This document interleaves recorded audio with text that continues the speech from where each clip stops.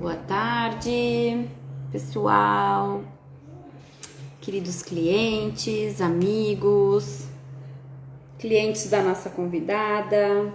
Oi, Gil, já deu tudo certo? Só vou fazer uma introduçãozinha básica aqui, depois eu já te chamo, tá, Gil?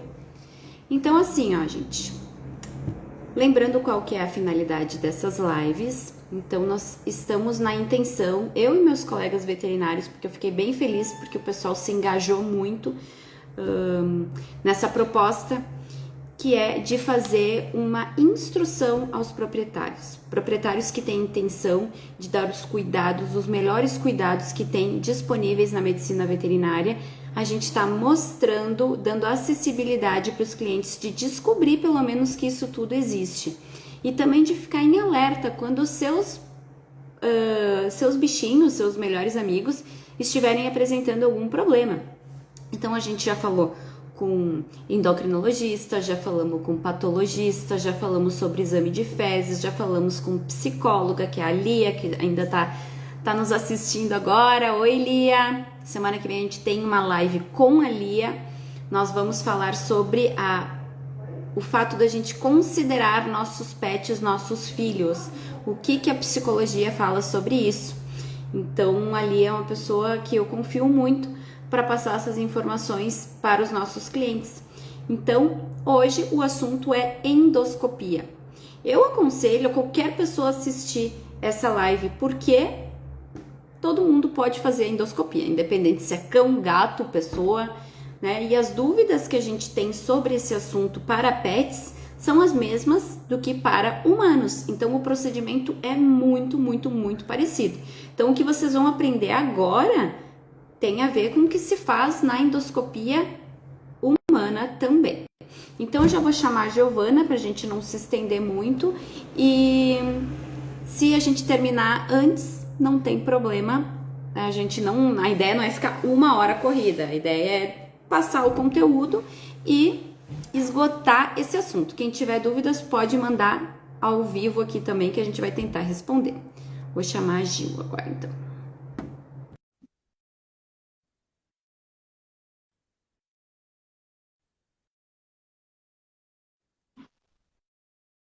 Oi, oi, amiga, deu certo, Deu certo, né?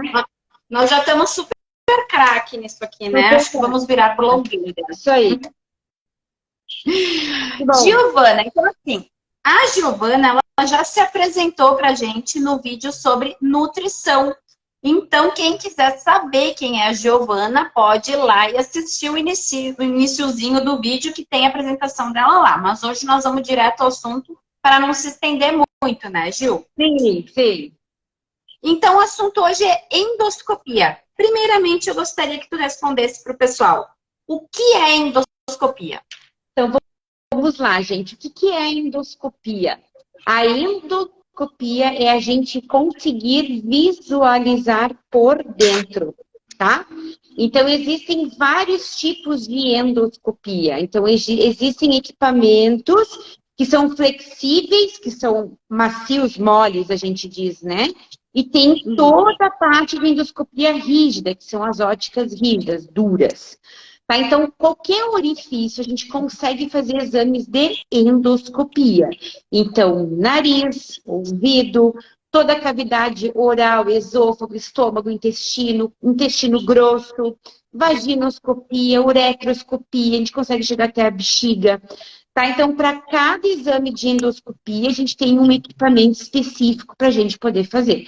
Então, a endoscopia, o que ela é? É o olhar para o interior. Isso que quer dizer a endoscopia. Perfeito. Que bom que existe esse tipo de exame, né? Então, ele é feito... Como ela é feita? É feita com uma câmera, né? Isso aí. Então, assim, ó, a endoscopia... Existem vários equipamentos que a gente utiliza. Na veterinária, a gente usa tanto as flexíveis quanto as rígidas, depende do exame que a gente quer fazer. Na ponta de cada uma tem uma câmera, tá? E a gente tem uma processadora, um equipamento que gera uma luz que consegue visualizar dentro, porque o interior ele é escuro, então a gente precisa iluminar muito para a gente conseguir visualizar o interior. Então, dentro das óticas ou dos endoscópios, tem uma câmera uma fonte de luz grande que a gente consegue visualizar o interior, tá? Muitos equipamentos, muitas vezes os exames a gente precisa usar ou água ou ar para conseguir dilatar, por exemplo, assim, vou dar um exemplo para vocês do esôfago. O esôfago é um cano, só que ele fica fechadinho. Então, para mim poder fazer endoscopia, eu tenho que colocar um ar dentro para poder abrir ele, para mim conseguir visualizar a mucosa, tá? Então, é assim que a gente faz a endoscopia, né? É assim que ela funciona, né? Perfeito. Então, é introduzido uma câmera para dentro do animal, depois da escolha do local que tu quer fazer a endoscopia, e aí o profissional que está conduzindo essa câmera, ele fica assistindo por uma TV por onde essa imagem está passando, e aí tu consegue amplitude para ver o que está acontecendo, né? Para realizar esse exame, é necessário alguma preparação especial antes? Sim. Então, assim, gente, por exemplo, um paciente que precisa ser submetido a um exame de endoscopia, independente qual delas for, né, quais dos tipos de endoscopia, a gente precisa fazer um jejum específico, né? Por exemplo, assim, uma endoscopia digestiva alta, que é para mim ver o esôfago, o estômago e o duodeno. Esse paciente precisa de um preparo de 12 horas de jejum de alimentação, 4 horas de jejum hídrica, tá? Então, eu não consigo fazer um exame bem feito se tem muita comida dentro do estômago, né? A gente não consegue visualizar direito.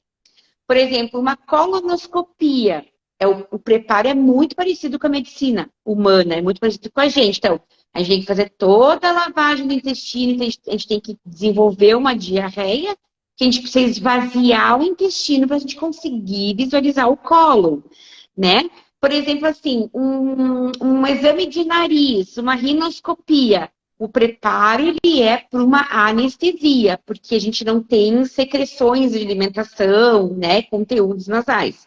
Então, a gente não precisa fazer uma lavagem no nariz durante 3 dias. Não, é só um jejum para anestesia, tá?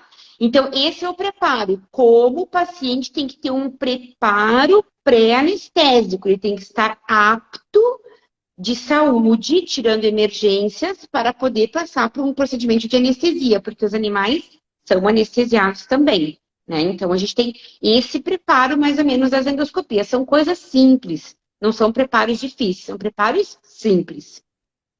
Sim, por exemplo, meu Deus, vou deixar meu cachorro sem comer. Mas tu pode, se tu tiver marcado para as 11 da manhã a endoscopia, tu pode dar comida para ele às 11 da noite. Né? Não precisa dar um prato de macarrão gigante, né? Porque... Não é sempre que ele vai fazer isso, é para aquele momentinho ali. Depois a vida dele volta ao normal, entendeu? Né? Mas são coisas que a gente precisa para poder fazer um exame, um procedimento bem feitinho, né? Coletar um bom material para estudo, tudo. Então a gente precisa desse preparo. Perfeito. O exame causa dor durante ou depois? Olha, assim, são procedimentos minimamente invasivos, né? O que isso quer dizer? Não é um procedimento, não é uma cirurgia, né? É um procedimento que tu não vai ver cortes, tu não vai ver nem os locais que a gente coletou material de biópsia. Então, são exames que o único desconforto não é dor, são desconfortos, isso na endoscopia digestiva, tá? O desconforto é pelo ar que a gente tem que utilizar durante o exame. A gente tenta fazer uma aspiração grande do ar, deixar o mínimo possível de ar, né? Dentro do estômago, do intestino, mas um pouquinho sempre fica.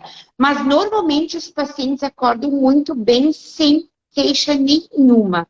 Tá? Nem, às vezes, em remoção de corpo estranho esofágico, é que eles sentem um pouquinho de dor. Por quê? Porque o corpo estranho lesiona onde ele fica parado, né? Então, talvez ele tenha uma dor em função de onde o corpo estranho ficou.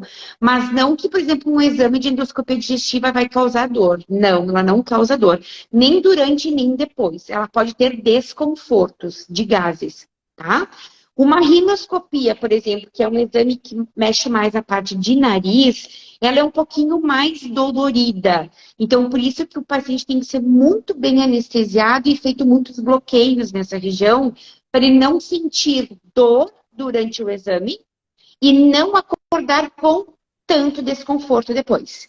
tá? Por quê? Porque é uma região que tem muito mais inervação do que a parte de digestivo. Então, é um pouquinho mais chatinha de fazer a parte de rinoscopia.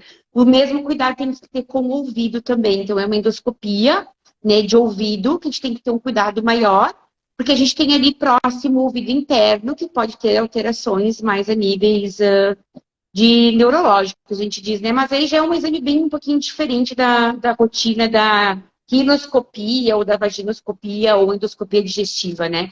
Mas é um exame, é para ser indolor total, tá? Tá, eu tenho experiência própria também, que eu fiz. Eu também. Já fiz 2 vezes Foi muito tranquilo. endoscopia. E eu vou dizer, eu amei a anestesia. Também. Não senti nada.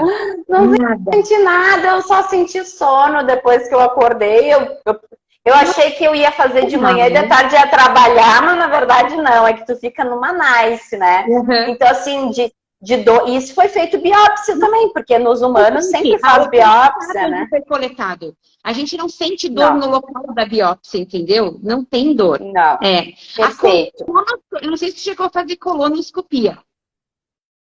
Não, eu nunca fiz colonoscopia. Eu já fiz a colonoscopia. Ela é um pouquinho mais chatinha em questão do acúmulo de ar. Mas é aquela coisa assim que passa muito rápido o desconforto, entendeu? Tu vai para casa como se não tivesse feito nada. Então, os animais é a mesma sensação. Eles acordam bem, eles acordam felizes, acordam faceiros, eles querem comer, eles acordam bem do procedimento. Então, o sinal clínico deles demonstra pra gente que é tranquilo, né?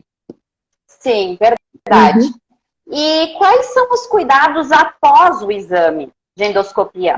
O que eu sempre prezo assim, nos pacientes que eu faço os exames, tanto os meus quanto os que os colegas encaminham ou que eu pratico nas clínicas, né?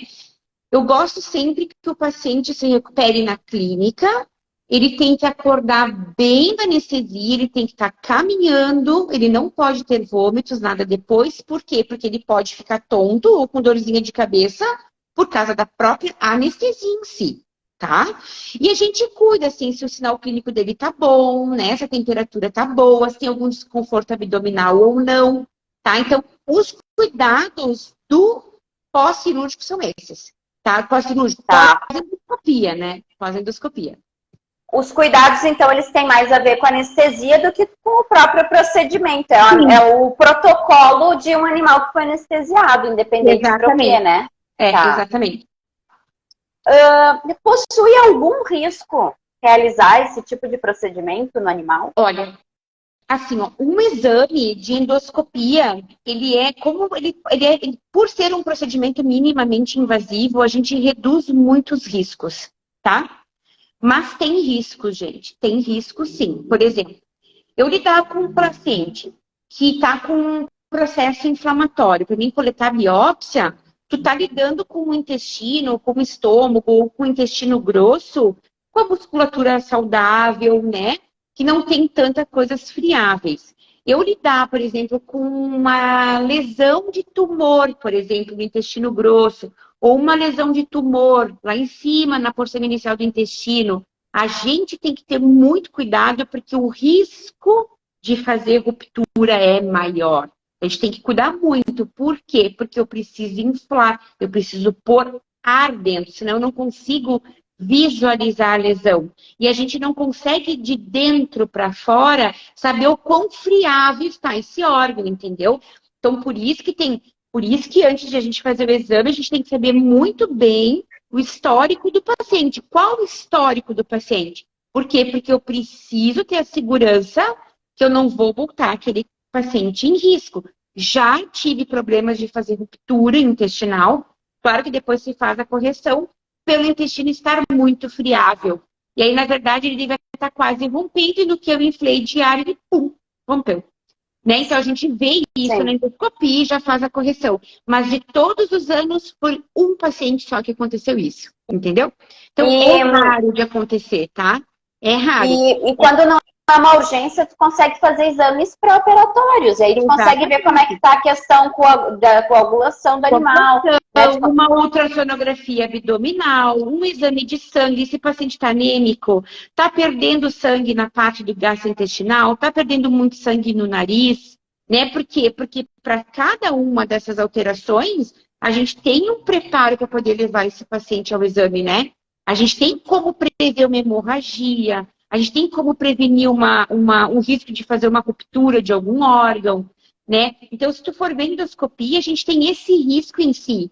Mas é tão pequeno o índice disso acontecer que ela é um procedimento minimamente invasivo, extremamente seguro, entendeu? Porque é muito raro isso acontecer. Muito raro. Onde eu tive mais risco, Pauline, até hoje, foi em corpos estranhos esofágicos, tá? Um corpo estranho que ficou muito tempo parado, tá? Então, eu já tive pacientes que ficaram mais de 10, 15 dias com o corpo estranho parado dentro do esôfago. Coitado! Ele é um órgão muito sensível. Então, 1 hora, 2 horas que o corpo estranho fica parado ali, ele já faz úlcera. Então, vocês imaginem essa úlcera 15 dias. Então, o risco de ruptura esofágica é muito grande. E isso é o que mais a gente pega na rotina. Na minha. Ruptura esofágica por corpo estranho, tá? Não porque comeu agora, não. É porque ficou muito tempo ali parado. E o esôfago é um órgão muito sensível. Então, na hora que a gente entra, a gente já mais ou menos consegue visualizar, tem ruptura aqui de esôfago, né? Então, às vezes a gente consegue tracionar o corpo estranho, remove ele para não ter que abrir, por exemplo, um esôfago dentro da cavidade torácica, né? E corrige só a perfuração depois. Mas aí são pacientes que têm um risco de vida muito maior quando tem ruptura esofágica. Em tórax, na região daqui dentro, nessa partezinha do esôfago aqui, né? Então é onde na minha rotina eu vejo mais problemas, é nessa questão. Sim, mas aí ele ia ter risco de ruptura de qualquer jeito. Não foi o exame que causou, né? Foi o objeto e o tempo. Na verdade, não foi nem endoscopia que causou a ruptura. Esse esôfago estava... Né? Então, na hora que tu entrou, tu viu que tinha ruptura, tem que tirar o corpo estranho dali, não dá para deixar ali, e tem que corrigir o esôfago rompido, não tem que fazer, né? Tá? Então, seria mais isso, né? De risco que na minha rotina, que eu vejo, tá? Tá. E quais os tipos de animais podem realizar esse procedimento? Olha, gente, hoje a medicina veterinária está muito evoluída, tá? Eu, na minha prática, eu faço muito cães e gatos, tá?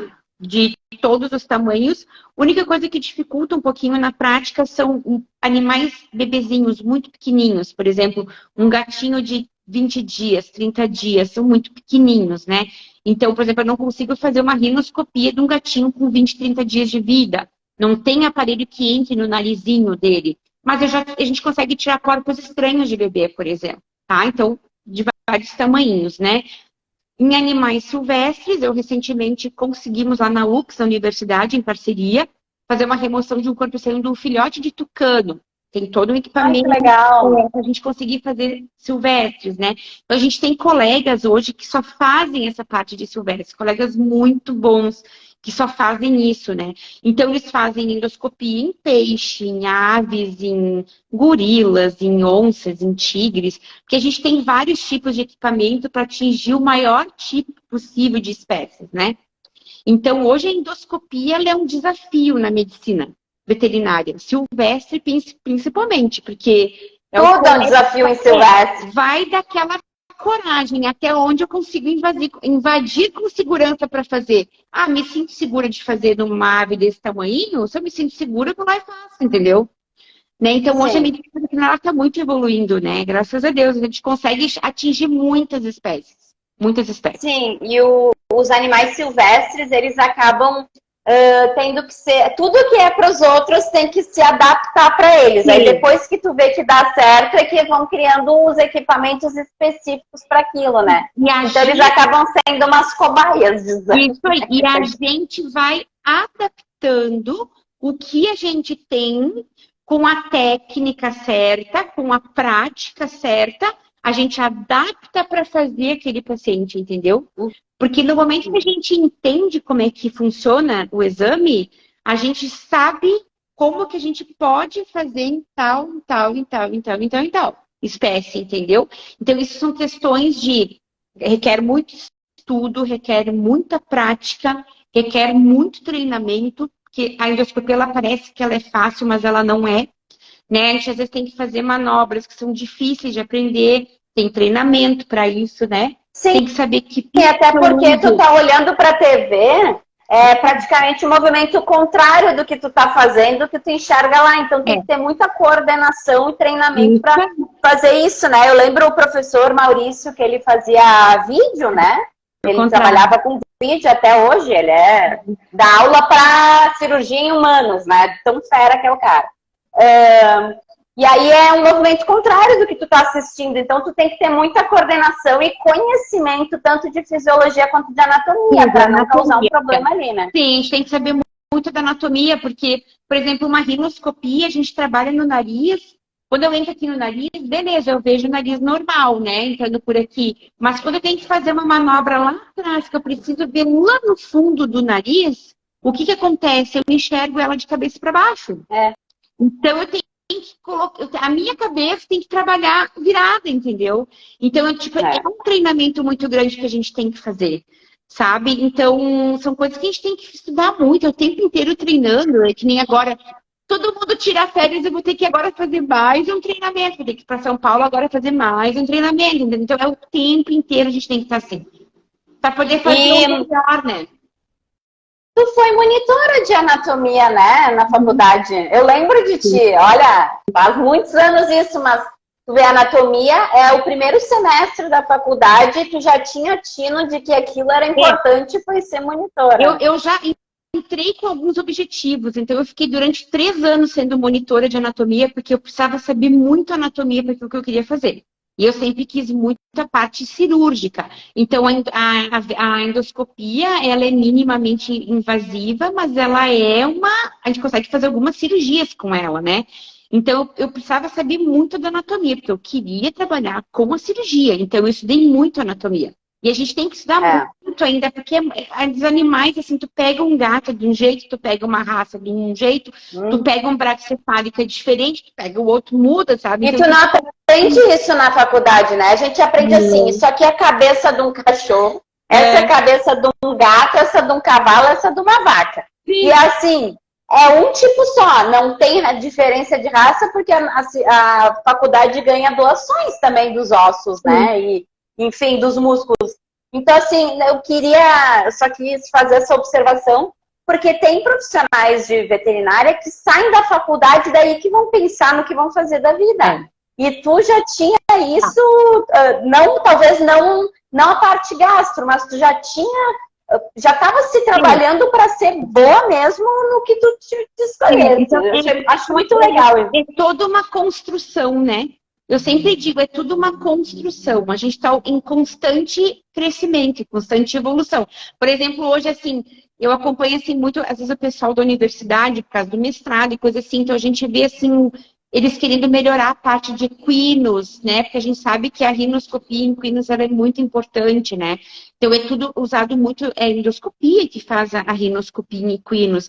Então, tu vê, assim, que legal, tipo, a galera querendo evoluir, querendo melhorar a vida daquele paciente. A gente tira muito corpo estranho de nariz, né? Então, tu vê o quanto que isso é legal. Só que para a gente poder chegar nisso, a gente tem que passar por todo um processo, por todo um preparo, por todo um investimento, sabe? Tipo, tu começa com o aparelho mais simples que tu tem, porque, né? Tudo muito caro. A endoscopia, ela é cara. Por exemplo, assim, a gente... Eu trabalho de forma particular, é eu e eu. Então, por exemplo, quando estraga o equipamento, quem tem que pagar o conserto sou eu. Quem fica sem trabalhar sou eu. Não é um hospital que tu vai lá e estraga um aparelho, tu vai lá e pega outro. Sim. Não existe isso na rotina, né? A gente é tudo muito... São equipamentos caros, é tudo importado, não tem essas coisas, né? Então, são tudo coisas que a gente tem que ter um cuidado desde como tu faz o exame, como tu faz a manobra, porque a gente sabe que é muito sensível, pode quebrar o aparelho. Já aconteceu comigo de pacientes durante o exame morderem o tubo, morder. Por causa da anestesia, ficou superficial. E o paciente mordeu o tubo, estragou, fez um tubo que praticamente está me dando problema até hoje, né? Então, assim, são coisas na veterinária que acontecem muito, que talvez na humana não aconteça tanto, né? Mas eu não me lembro de ter mordido a câmera quando fizeram a endoscopia em mim. Então, assim, são coisas que é tudo muito evolução. É degrau por degrau, vai subindo, vai indo e não se para nunca. A gente não pode parar nunca. Tem constante estudo para melhorar cada vez mais, né? E quanto tempo, em média, dura o exame? Olha, se o exame estiver tranquilo, se a anestesia foi tranquila e o paciente estiver bom, hoje eu faço em média em 20 minutos um exame de endoscopia digestiva alta, tá? Para coletar material, só aquela coisa que tu vai visualizar, coletar material e tirar, tá? Por exemplo, em média 20 minutos. Para a gente poder fazer uma remoção de pólipos, por exemplo, no estômago ou no intestino grosso, a gente tem um tempinho maior porque a gente precisa remover os pólipos, né? Então, às vezes pode levar de 30, 40 minutos, vai depender quantos pólipos tem. Por exemplo, uma remoção de corpo estranho. Uma remoção de corpo estranho, eu posso remover o corpo estranho em 1 minuto, como eu posso levar 2 horas para remover. Então, por exemplo, assim, um tricobezoar, que é uma bola de cabelo enorme, né? A grande maioria deles, graças a Deus, a gente consegue hoje remover por endoscopia, mas eu não consigo tirar em 5 minutos. Porque às vezes tem que desmanchar o tricobezoar, tem que cortar o tricobezoar, ele demora, né? Mas tu evita uma cirurgia, ótimo. E tem alguns ainda que a gente não consegue e tem que fazer cirurgia para tirar. Né? São poucos, mas existe, infelizmente, né? Então, os corpos estranhos são os que mais variam o tempo, que vai depender da quantidade, porque às vezes tu entra achando que tem uma coisinha e tu tira uma bacia desse tamanho, né? Enorme, cheia de coisa, né? Vai saindo. De tanta coisa que tu tira. Como tem corpos estranhos que a gente tira em 1 minuto, né? Em 1 minutinho tu vai ali, tira, volta, olha tudo, examina tudo, você tem que coletar biópsia, coleta, e pum, pum, pum, deu, acordou, casa. O objetivo da endoscopia sempre é esse, acordar, vai para casa. Esse é o nosso objetivo. São raros os que ficam internados, né? Então, depende muito do exame. Parte respiratória. As endoscopias respiratórias são um pouquinho mais demoradinhas, né? Porque nariz, qualquer batidinha, ele sangra, né? Então, a gente tem um pouquinho mais de demora na parte respiratória, tá? Mas, assim, olha, a média de exame para coleta de biópsia hoje, 20, 30 minutos. Essa é a média. Perfeito. E a nossa última pergunta, então, a gente foi bem objetiva, né? Pá, porque não é para enrolar. Hoje em dia ninguém quer coisa enrolada. Em que casos é indicada a endoscopia? Até então, para o proprietário saber assim, o meu bicho está apresentando um sinal parecido com esse. Porque às vezes é legal o proprietário chegar no consultório já com informação do que pode ser feito. Sim. Porque acontece de colegas nossos, eu já fiz isso, sabe? Tu achar assim, quero facilitar, não quero que a pessoa gaste tanto e tal, e coisa, porque as pessoas reclamam muito do preço das coisas e tu começa a piorar a qualidade do teu trabalho por causa disso, para facilitar a vida do cliente. Mas, às vezes tu tá ali cheio de dedos e tal, tentando economizar em diagnóstico, e o proprietário vem para ti e diz assim, mas isso aqui numa endoscopia não ajudaria a descobrir? Daí o veterinário se quebra, né? Então, essa live justamente é para isso, é para o proprietário saber o que tem acessível na veterinária, para ele chegar no consultório e já dizer assim, não, eu vou dar um jeito de pagar, eu quero terminar logo com esse assunto. Então, em que casos que é indicada a endoscopia? Então, assim, gente, casos que a gente tem indicação de endoscopia. Eu vou primeiro falar das digestivas, tá? Então, endoscopias digestivas. Pacientes que têm dificuldade de engolir, tem que fazer muita força para fazer deglutição, tá? Tem indicação de fazer endoscopia para ver se tem alguma alteração a nível de esôfago. Animais têm muito, por exemplo, regurgitação, comem, logo em seguida volta esse conteúdo alimentar. Também tem indicação. Eu estou falando em termos bem populares, porque se os tutores ouvirem, a gente não fica falando tanto termo técnico, tá?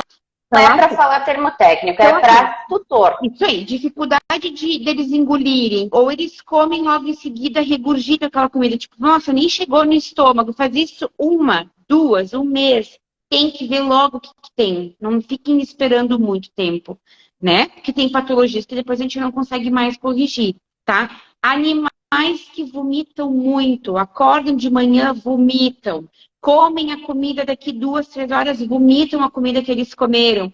tenta um tratamento, tenta 2 tratamentos, 3 tratamentos e não vai, tem que ver o que está acontecendo com esse estômago, tem que ver se não é intestino envolvido junto, tá? Claro que se faz toda uma triagem antes, né? Tem que descartar doenças renais, doenças endócrinas, vai fazer uma ultrassonografia, mas normalmente nesse meio tempo os colegas normalmente já fazem as triagens, tá? Por exemplo, assim, animais que têm muita diarreia, tá? Gente, a diarreia, ela não é sempre giardia, ela não é sempre vermes. Às vezes a diarreia é muito mais grave do que um simples parasita. Então, por exemplo, assim, usou 3, 4 tipos de antibiótico diferente, trocou 5, 6 vezes de alimentação, trocou um monte de medicamento, usou um monte de não sei o que lá, e esse paciente persiste fazendo isso, tem que descobrir o que esse intestino tem. Então, tem indicação de fazer endoscopia. Ingestão de corpos estranhos. Qual corpo estranho? Consigo remover? Vai fazer um raio-x, vai fazer uma ecografia, vai ver se a gente consegue fazer remoção, né? Por endoscopia ou não. A grande maioria deles dá pra gente fazer, tá? Endoscopias respiratórias. Secreção purulenta no nariz, que não melhora com nada. Tem indicação de fazer. Secreção no nariz com sangramento, tem muita indicação de fazer.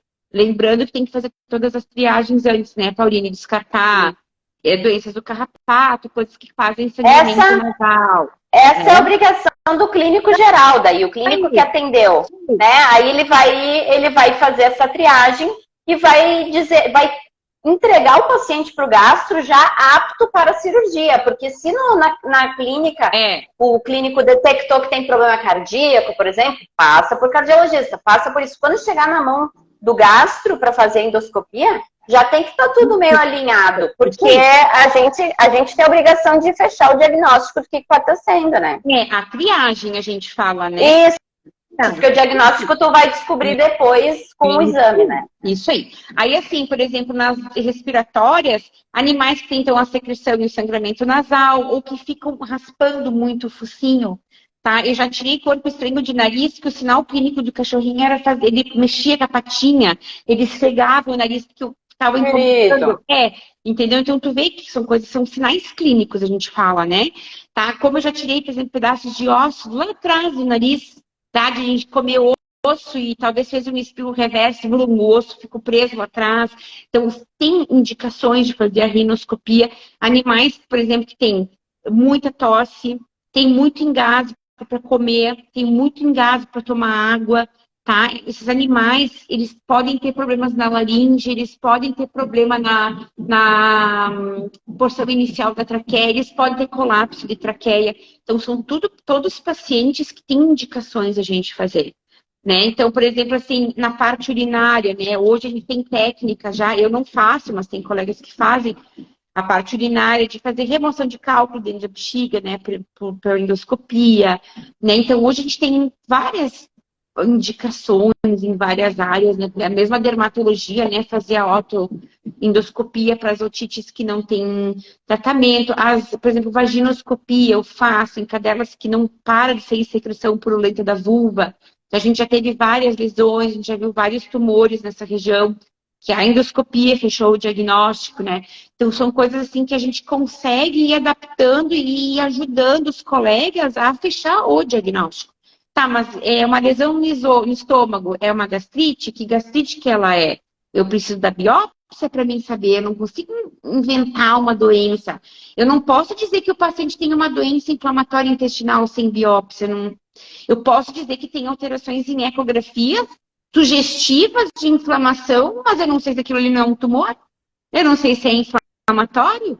Eu já fiz algumas... Às vezes o tumor não tem cara de tumor, né?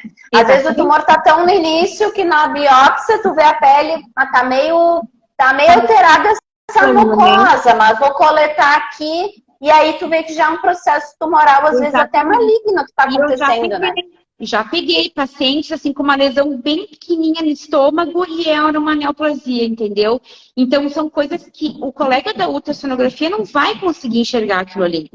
Ele pode te sugerir que tem um processo inflamatório, mas ele não sabe que processo inflamatório. Um espaçamento, né? Isso aí. ele pode ver que tem muito gás, tem peristaltismo, mas ele não consegue dizer, olha, tem uma doença inflamatória aqui, tal. Não, isso aqui é só com a biópsia que a gente vai conseguir fazer. Mesma coisa, pólipos de nariz. A gente vê muito pólipo. Tem pólipo benigno e tem pólipo que já virou tumor no nariz. Então, a gente está pegando cada vez mais neoplasias em cavidade nasal. Né? Então, por quê? Porque sair secreção do nariz não é normal mais. A gente sabe disso. Né? Então, eu sempre digo assim, todas as postagens que eu faço, eu sempre boto embaixo. Gente, o diagnóstico precoce, ele salva muita vida. Em qualquer ser vivo. Pode ser desde um ratinho desse tamanho até nós humanos. Quanto mais rápido tu fizer o diagnóstico, melhor vai ter o resultado do teu tratamento e a perspectiva de resposta ela é melhor. Né? Eu pegar um paciente que já tem um tumor em estágio muito avançado, eu sei que eu não vou ter o mesmo sucesso se eu tivesse pegado quando ele estava desse tamanho aqui. Então, a gente sabe isso na rotina, né? A gente sabe, né? Então, hoje, a gente tem, e a endoscopia hoje, para algumas coisas, ela é diagnóstico e para algumas ela é tratamento, a gente fala, né? Sim, porque daí pela mesma abertura que tu entrou para fazer o exame, tu já consegue fazer a remoção do objeto, então, que daí já é o exame e o tratamento. Isso aí, uma dilatação esofágica, a gente tem muita estenose esofágica em gatos, principalmente, né? O tratamento, ele é via endoscopia, tu não tem outra forma. Ele é via endoscopia. Tu vai colocar, introduzir a câmera, tu já tá tirando o que tá colabado dali. Tem os balões específicos para fazer dilatação, já vai resolver. Uma remoção de pólipo, a endoscopia já vai fazer a remoção do pólipo, né? Então, tem um monte de coisas que a endoscopia consegue ajudar muito e ela está evoluindo muito na veterinária. Então, um dia a gente vai conseguir fazer muito mais coisas com ela, né? Só é questão... Porque, cara, é tudo questão de custos para nós, né? Porque é tudo particular, né?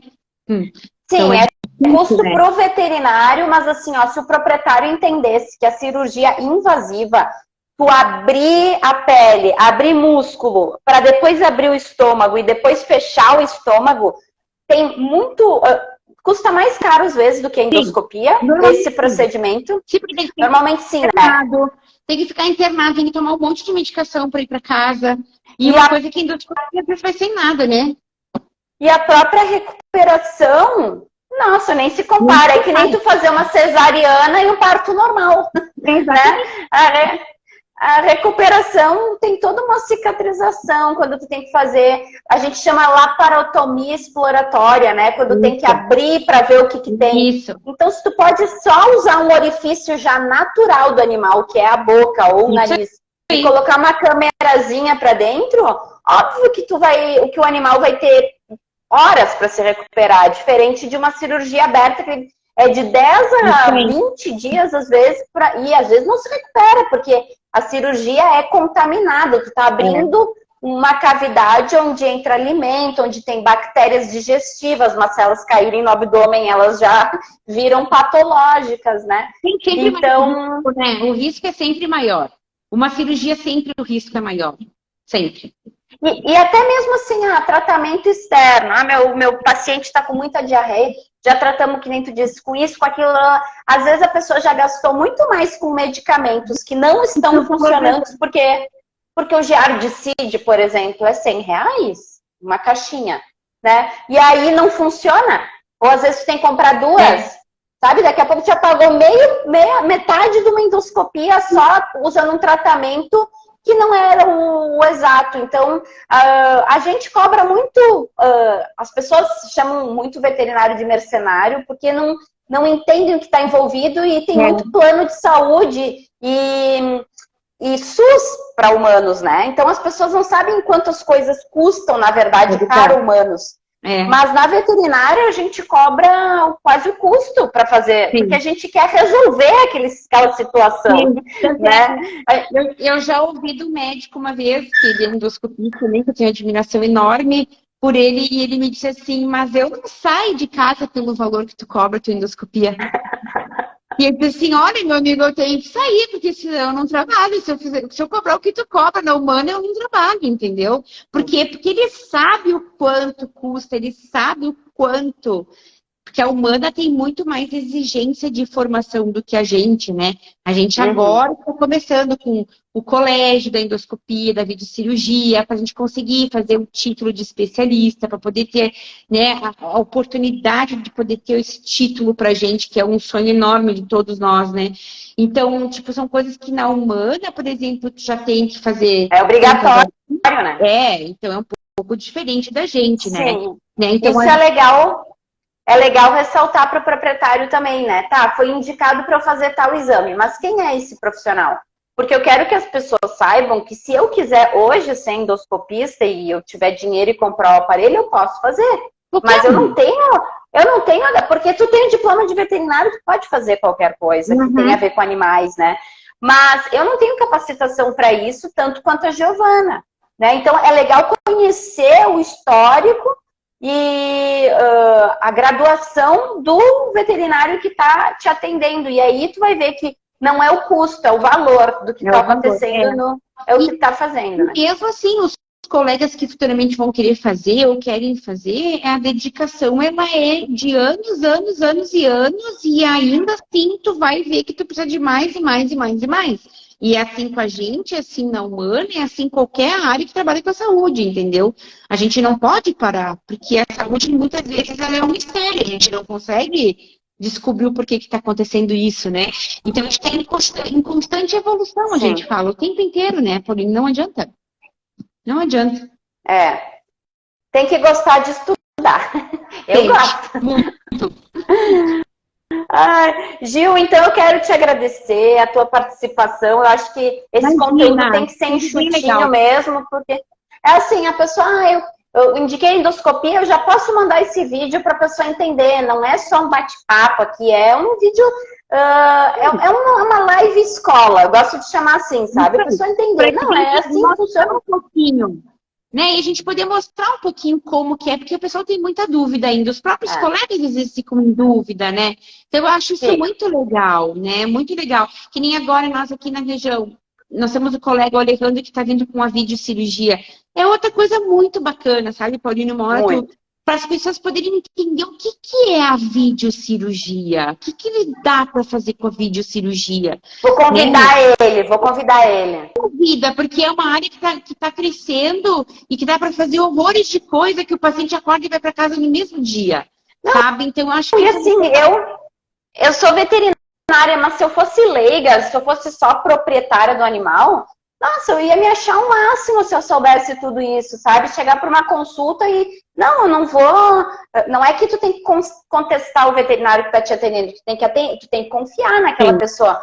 Mas é tão legal tu caminhar lado a lado e saber o que tem acessível. Eu sou mãe. Eu sei o que minha pediatra pode indicar para minha filha. E se ela não indica, às vezes eu pergunto, doutora, e eu ouvi falar sobre isso aqui, daria para fazer? Com todo respeito, porque eu confio muito na pediatra da minha filha. Mas é assim, quando tu tem amor, né, pelo teu pet. Segunda-feira eu vou falar com uma psicóloga sobre isso. Legal. Sobre considerar o pet como um filho. Legal. E aí é interessante, tu tá atualizado tanto diagnóstico quanto tratamento. Se tem isso, eu sei que tem na humana, tem na veterinária? Tem na veterinária. E aí a gente vai abrindo os horizontes. É isso aí. Ótimo. Parabéns pela iniciativa. Eu sou tua fã. Amiga, eu também sou tua fã. Já vamos pensando no próximo assunto, porque de estômago e intestino todo mundo tá cheio. Então a gente tem assunto para conversar, eu e tu, né? Horrores. Então vamos continuar nosso trabalho. Um beijo para todo mundo, para os que estão assistindo e para os que vão assistir. Muito Estamos à disposição. Obrigada, qualquer dúvida, beijo. Pode me mandar uma mensagem. Nos chama. Então tá. Tchau.